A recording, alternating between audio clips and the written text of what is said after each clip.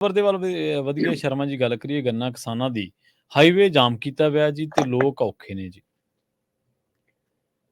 ਪ੍ਰਵੀਨ ਜੀ ਬਿਲਕੁਲ ਗੰਨਾ ਕਿਸਾਨ ਲੰਮੇ ਸਮੇਂ ਤੋਂ ਆਪਣੀਆਂ ਮੰਗਾਂ ਨੂੰ ਲੈ ਕੇ ਮਤਲਬ ਕਿ ਸਰਕਾਰਾਂ ਦੇ ਨਾਲ ਆਡਾ ਲੈਂਦੇ ਰਹੇ ਨੇ। ਪਿਛਲੀਆਂ ਸਰਕਾਰਾਂ ਦੇ ਸਮੇਂ ਵੀ ਇਹ ਰੋਸ ਮੁਜ਼ਾਹਰੇ ਚੱਲਦੇ ਰਹੇ ਨੇ, ਬਰਫੀਆਂ ਖਿਲਾਉਣ ਦੇ ਆਦਾਨ ਪ੍ਰਦਾਨ ਵੀ ਹੁੰਦੇ ਰਹੇ ਨੇ, ਮੂੰਹ ਮਿੱਠੇ ਕਰਾਉਣ ਦੇ ਆਦਾਨ ਪ੍ਰਦਾਨ ਵੀ ਹੁੰਦੇ ਰਹੇ ਨੇ।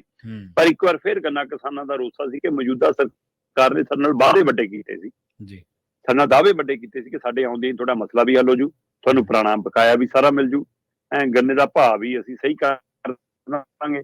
ਪਰ ਕਹਿੰਦੇ ਕਿਸੇ ਪੱਖੋਂ ਸਾਡੀ ਸੁਣਵਾਈ ਨਹੀਂ ਹੋ ਰਹੀ ਹੈ ਨਾ। ਗੰਨਾ ਪੀੜਨ ਵਾਲੀਆਂ ਮਿੱਲਾਂ ਜਿਹੜੀਆਂ ਨੇ ਉਹ ਬੰਦ ਪਈਆਂ ਨੇ, ਉਹਨਾਂ ਨੂੰ ਸਹੀ ਰੂਪ 'ਚ ਸਰਕਾਰ ਚਲਾ ਕੇ ਰਾਜੀ ਨਹੀਂ। ਸਾਡਾ ਜਿਹੜਾ ਪੁਰਾਣਾ ਬਕਾਇਆ ਉਹ ਅਦਾ ਨਹੀਂ ਕੀਤਾ ਜਾ ਰਿਹਾ ਤੇ ਗੰਨੇ ਦੇ ਭਾਅ ਵਧਾਉਣ ਬਾਰੇ ਸਰਕਾਰ ਗੱਲੇ ਨਹੀਂ ਕਰਦੀ। ਸੋ ਇਸ ਲਈ ਲਗਾਤਾਰ ਸਰਕਾਰ ਨਾਲ ਰਾਬਤਾ, ਜਥੇਬੰਦੀਆਂ ਦੇ ਮੈਮੋਰੈਂਡਮ, ਸੁਨੇਹੇ ਉਹ ਲਗਾਤਾਰ ਜਾਰੀ ਸੀ। ਪਰ ਜਦੋਂ ਸੁਣਵਾਈ ਨਹੀਂ ਹੋਈ, ਕਹਿੰਦੇ ਅੱਕ ਕੇ ਜੀ ਸੰਯੁਕਤ ਕਿਸਾਨ ਮੋਰਚੇ ਨਾਲ ਸੰਬੰਧਿਤ ਜਥੇਬੰਦੀਆਂ ਨੇ ਫਿਰ ਜਲੰਧਰ ਫਗਵਾੜਾ ਹਾਈਵੇ ਦੇ ਉੱਤੇ ਧਰਨਾ ਲਾ ਲਿਆ। ਧਰਨਾ ਲਾਉਣ ਤੋਂ ਬਾਅਦ ਅਚਾਨਕ ਪਲਾਂ 'ਚ ਟੈਂਟ ਆ ਗਿਆ, ਪਲਾਂ 'ਚ ਮੈਕ ਲੱਗ ਗਏ, ਪਲਾਂ 'ਚ ਦਰੀਆਂ ਵਿਛ ਗਈਆਂ। ਕਿਉਂਕਿ ਤਿਆਰੀ ਜਥੇਬੰਦੀਆਂ ਦੀ ਕਹਿੰਦੇ ਪੂਰੀ ਸੀ, ਪੁਲਿਸ ਨੂੰ ਭਣਕ ਨਹੀਂ ਸੀ ਕਿ ਐਡੀ ਵੱਡੀ ਮਸਲਾ ਬਣ ਸਕਦਾ। ਤੇ ਜਦੋਂ ਹਾਈਵੇ ਜਾਮ ਹੁੰਦਾ ਤਾਂ ਹਾਈਵੇ ਤੇ ਲਗਾਤਾਰ ਟ੍ਰੈਫਿਕ ਸਕਿੰਟਾਂ ਹਿਸਾਬ ਨਾਲ ਜਿੰਨੀ ਹੁੰਦੀ ਆ ਉਹ ਕਿਲੋਮੀਟਰਾਂ ਹਿਸਾਬ ਨਾਲ ਖੜ ਗਈ ਜੀ। ਖਾਸ ਕਰ ਜਿਹੜਾ ਜੰਮੂ ਨੂੰ, ਅੰਮ੍ਰਿਤਸਰ ਜੰਮੂ ਨੂੰ ਜਾਣ ਵਾਲਾ ਰਾਹ ਹੈ, ਉਹ ਪਾਸਾ ਜਦੋਂ ਬੰਦ ਕੀਤਾ ਤਾਂ ਉਸ ਪਾਸੇ ਲੰਬੀਆਂ ਕਤਾਰਾਂ ਲੱਗ ਗਈਆਂ। ਤੇ ਹੁਣ ਦੇਰ ਰਾਤ ਤੱਕ ਮਤਲਬ ਕਿ ਮਨਾਉਣ ਦੀ ਕੋਸ਼ਿਸ਼, ਉਹਨਾਂ ਨੂੰ ਸਮਝਾਉਣ ਦੀ ਕੋਸ਼ਿਸ਼, ਸਰਕਾਰ ਨਾਲ ਮੀਟਿੰਗ ਕਰਾਉਣ ਦੀ ਕੋਸ਼ਿਸ਼, ਉਹ ਕਹਿੰਦੇ ਨਾ ਹੁਣ ਤਾਂ ਫੈਸਲਾ ਕਰਕੇ ਉੱਠਾਂਗੇ, ਇਹ ਤੋਂ ਬਿਨਾਂ ਨਹੀਂ ਅਸੀਂ ਉੱਠਦੇ।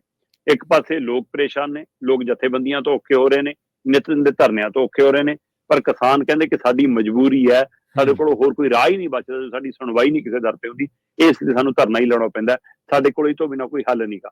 ਤੋ ਇਸ ਮਸਲੇ ਤੇ ਕੱਲ ਦੀਆਂ ਸੋਸ਼ਲ ਮੀਡੀਆ ਤੇ ਵੱਖੋ ਵੱਖ ਤਰ੍ਹਾਂ ਦੀਆਂ ਰਾਏ, ਵੱਖੋ ਵੱਖ ਤਰ੍ਹਾਂ ਦੀਆਂ ਟਿੱਪਣੀਆਂ ਚਰਚਾ 'ਚ ਨੇ। ਪਰ ਕਿਸਾਨ ਜਥੇਬੰਦੀਆਂ, ਗੰਨੇ ਨਾਲ ਸੰਬੰਧਿਤ ਧਿਰਾਂ ਜਲੰਧਰ ਫਗਵਾੜਾ ਹਾਈਵੇ ਤੇ ਜਾਮ ਲਾ ਕੇ ਬੈਠੀਆਂ ਨੇ ਤੇ ਦੇਖਦੇ ਆ ਜੀ ਸਰਕਾਰ ਜਾਗਦੀ ਆ ਜਾਂ ਸਰਕਾਰ ਵੀ ਸੁੱਤੀ ਆ, ਤੇ ਲੋਕਾਂ ਦੀ ਪਰੇਸ਼ਾਨੀ ਦਾ ਤੇ ਕਿਸਾਨਾਂ ਦੀ ਪਰੇਸ਼ਾਨੀ ਦਾ ਕੋਈ ਹੱਲ ਕੱਢਣ 'ਚ ਕਦੋਂ ਕਾਮਯਾਬ ਹੁੰਦੀ ਆ, ਇਹ ਇੰਤਜ਼ਾਰ ਹੈ ਜੀ।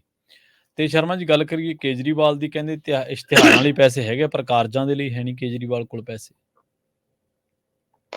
ਮੈਨੂੰ ਲੱਗਦਾ ਸਰਕਾਰਾਂ ਪ੍ਰਵੀਨ ਜੀ ਬੇਸ਼ਰਮ ਹੋ ਗਈਆਂ ਜੀ।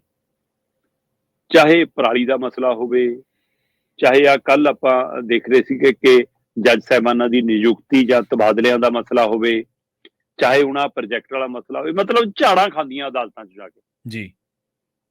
ਵੱਡੇ ਵੱਡੇ ਅਫਸਰ ਜਿਹੜੇ ਇੱਥੇ ਮਤਲਬ ਕਿ ਜਿਨ੍ਹਾਂ ਲਈ 4-4 ਬੰਦੇ ਦਰਵਾਜ਼ਾ ਖੋਲਦੇ ਨੇ, ਸੀਟ ਤੇ ਕੱਪੜਾ ਮਾਰਦੇ ਨੇ, ਉੱਥੇ ਨੀਵੀਂ ਪਾਈ ਖੜੇ ਹੁੰਦੇ ਨੇ ਤੇ ਗਾਲਾਂ ਖਾ ਕੇ ਆਉਂਦੇ ਨੇ। ਲੱਗਦਾ ਕਿ ਠੀਕ ਹੈ, ਰੂਟੀਨ ਹੈ ਜੀ। ਸ਼ਾਇਦ ਹੁਣ ਸਰਕਾਰਾਂ ਦੇ ਉੱਤੇ ਇਹਦਾ ਅਸਰ ਹੁਣ ਹਟ ਗਿਆ, ਤਾਂ ਹੀ ਇਸ ਮਸਲੇ ਦੇ ਉੱਤੇ ਵੀ ਸਰਕਾਰ ਨੂੰ ਇਹ ਕਹਿਣਾ ਪਿਆ ਕਿ ਆ ਜਿਹੜੇ ਇਸ਼ਤਿਹਾਰਾਂ ਵਾਲੇ ਪੈਸੇ ਆ ਤੁਹਾਡੇ, ਕੇਜਰੀਵਾਲ ਦੀ ਸਰਕਾਰ ਨੂੰ ਮਾਨਯੋਗ ਸੁਪਰੀਮ ਕੋਰਟ ਨੇ ਸਪਸ਼ਟ ਲਫ਼ਜ਼ਾਂ 'ਚ ਗੱਲ ਕਹੀ, ਜਿਹੜੇ ਇਸ਼ਤਿਹਾਰਾਂ ਵਾਲੇ ਪੈਸੇ ਆ ਫਿਰ ਉਹ ਪ੍ਰੋਜੈਕਟ ਲਈ ਵਰਤ ਲਈਏ, ਇੱਧਰ ਤਬਾਦਲਾ ਕਰਦੀ ਉਹਨਾਂ ਪੈਸਿਆਂ ਦਾ।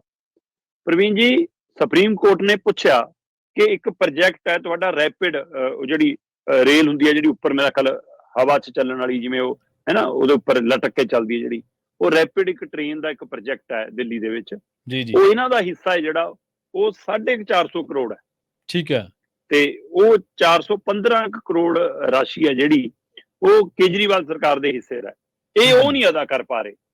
ਮਤਲਬ ਪਿਛਲੇ ਹੁਣ ਸਰਕਾਰ, ਸੁਪਰੀਮ ਕੋਰਟ ਨੇ ਸਪਸ਼ਟ ਕਿਹਾ ਕਿ 1 ਹਫ਼ਤੇ ਦੇ ਅੰਦਰ ਅੰਦਰ ਇਹ ਫੈਸਲਾ ਕਰੋ, ਨਹੀਂ ਅਸੀਂ ਤੁਹਾਡਾ ਜਿਹੜਾ ਇਸ਼ਤਿਹਾਰਾਂ ਵਾਲਾ ਪੈਸਾ ਉਹ ਤਬਦੀਲ ਕਰ ਲੈਣਾ। ਇਹ ਅੰਕੜੇ ਵੀ ਮਾਨਯੋਗ ਸੁਪਰੀਮ ਕੋਰਟ ਨੇ ਦਿੱਤੇ ਜੀ। ਸੁਪਰੀਮ ਕੋਰਟ ਕਹਿੰਦੀ ਕਿ ਕੇਜਰੀਵਾਲ ਜੀ ਜਵਾਬ ਦਿਓ ਇਸ ਗੱਲ ਦਾ ਕਿ 3 ਸਾਲਾਂ 'ਚ 1100 ਕਰੋੜ ਰੁਪਈਆ ਤੁਸੀਂ ਇਸ਼ਤਿਹਾਰਾਂ ਤੇ ਖਰਚਿਆ। ਠੀਕ ਹੈ।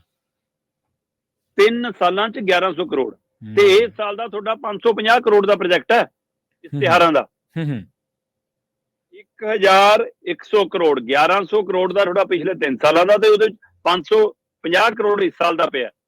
ਤੇ ਕਹਿੰਦੇ ਕਿਉਂ ਨਾ ਇਹਦੇ ਵਿੱਚੋਂ 415 ਕਰੋੜ ਫਿਰ ਇੱਧਰ ਤਬਦੀਲ ਕਰ ਲਈ ਜੇ ਤੁਸੀਂ ਨਹੀਂ ਦੇਣਾ ਪ੍ਰੋਜੈਕਟ ਲਈ ਪੈਸਾ। ਤੁਹਾਡੇ ਕੋਲ ਇਸ਼ਤਿਹਾਰਾਂ ਲਈ ਪੈਸਾ ਹੈਗਾ, ਇਸ਼ਤਿਹਾਰਬਾਜ਼ੀ ਲਈ, ਪ੍ਰਚਾਰ ਲਈ ਪੈਸਾ ਹੈਗਾ, ਤੇ ਪ੍ਰੋਜੈਕਟ ਲਈ ਤੁਹਾਡਾ ਖਜ਼ਾਨਾ ਖਾਲੀ ਹੈ ਜੀ, ਕੰਮਾਂ ਲਈ ਤੁਹਾਡਾ ਖਜ਼ਾਨਾ ਖਾਲੀ ਹੈ। ਸੋ ਇਹ ਸੁਪਰੀਮ ਕੋਰਟ ਤੋਂ ਝਾੜਾਂ ਪਈਆਂ, ਔਰ ਝਾੜਾਂ ਮਾਰਨ ਤੋਂ ਬਾਅਦ ਉਹਨਾਂ ਨੇ ਸਮਾਂ ਹੱਦ ਤੈਅ ਕੀਤੇ ਕਿ 1 ਹਫ਼ਤੇ ਦਾ ਸਮਾਂ ਦਿੱਤਾ ਤੁਹਾਨੂੰ। 1 ਹਫ਼ਤੇ ਦੇ ਵਕਫੇ ਦੇ ਅੰਦਰ ਅੰਦਰ ਤੁਸੀਂ ਇਸ ਪ੍ਰੋਜੈਕਟ ਦੇ ਲਈ ਆਪਣੀ ਰਾਸ਼ੀ ਅਦਾ ਕਰੋ, ਸੰਬੰਧਿਤ ਖਾਤੇ ਦੇ ਵਿੱਚ ਜਮ੍ਹਾਂ ਕਰਾਓ ਤੇ ਉਹਦੀ ਸਾਨੂੰ ਜਾਣਕਾਰੀ ਦਿਓ, ਨਹੀਂ ਤਾਂ 1 ਹਫ਼ਤੇ ਬਾਅਦ ਅਗਲੀ ਸੁਣਵਾਈ ਤੇ ਅਸੀਂ ਫਿਰ ਇਹ ਆਰਡਰ ਕਰ ਦਿਆਂਗੇ ਕਿ ਭਾਈ ਤੁਹਾਡੇ ਇਸ਼ਤਿਹਾਰਾਂ ਵਾਲੇ ਪ੍ਰਚਾਰ ਵਾਲੇ ਪੈਸੇ ਚੋਂ ਪੈਸਾ ਕੱਢ ਕੇ ਇੱਧਰ ਤਬਦੀਲ ਕੀਤਾ ਜਾਵੇ ਤੇ ਇਸ ਪ੍ਰੋਜੈਕਟ ਦੀ ਕਹਿੰਦੇ ਕਿ ਲੋਕਾਂ ਨੂੰ ਜਵਾਬਦੇਹੀ ਹੋਣੀ ਤੁਹਾਡੀ ਕੋਈ, ਜਿਹੜੇ ਕੰਮ ਲਈ ਚੁਣੇ ਹੋ ਤੁਸੀਂ ਉਹਦੇ ਲਈ ਕੰਮ ਹੀ ਨਹੀਂ ਕਰਨਾ, ਸਿਰਫ ਇਸ਼ਤਿਹਾਰਬਾਜ਼ੀ ਹੋ ਹੈ। ਸੋ ਇੱਥੇ ਚੰਗੀ ਕਲਾਸ ਵੱਜੀ ਔਰ ਇਹਦੇ ਵਿੱਚ ਕੋਈ ਦੋ ਰਾਏ ਨਹੀਂ ਪ੍ਰਵੀਨ ਜੀ, ਕੋਈ ਦਿਨ ਨਹੀਂ ਜਾਂਦਾ ਜਿੱਦਣ ਪੰਜਾਬ ਸਰਕਾਰ ਦਾ ਇਸ਼ਤਿਹਾਰ ਤਖਤੀਆਂ ਤੇ, ਬੋਰਡਾਂ ਤੇ, ਖੰਭਿਆਂ ਤੇ, ਅਖਬਾਰਾਂ ਤੇ, ਟੀਵੀ ਤੇ, ਔਰ ਉਹ ਵੀ ਪੰਜਾਬ ਤੋਂ ਬਾਹਰਲੀਆਂ ਚ ਨਾ ਹੋਵੇ। ਤੇ ਕੇਜਰੀਵਾਲ ਸਰਕਾਰ ਵੀ ਇਸੇ ਕੰਮ ਤੇ ਆ।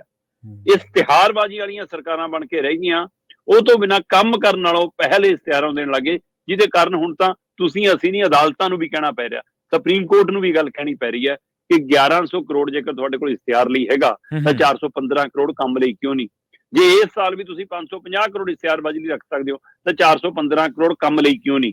ਤੇ ਜੇ ਨਾ ਆਇਆ ਇੱਕ ਹਫ਼ਤੇ ਬਾਅਦ ਅਸੀਂ ਇੱਧਰੋਂ ਤਬਦੀਲ ਕਰਾਂਗੇ। ਇਹ ਕੇਜਰੀਵਾਲ ਸਰਕਾਰ ਨੂੰ ਸ਼ੀਸ਼ਾ ਦਿਖਾਇਆ ਸੁਪਰੀਮ ਕੋਰਟ। ਜੀ।